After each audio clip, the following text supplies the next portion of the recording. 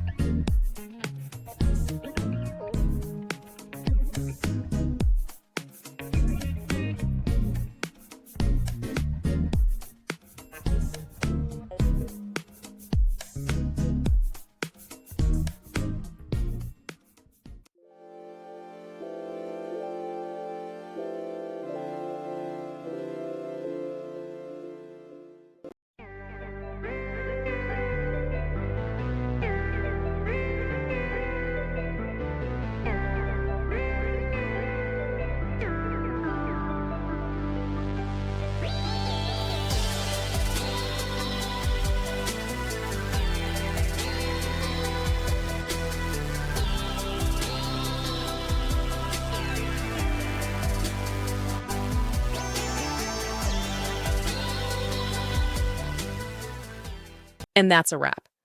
I hope you found the answer you were looking for. If you did, take a second to hit that subscribe button, it really helps out. And let me know in the comments which solution worked best for you. See you next time in the debug zone.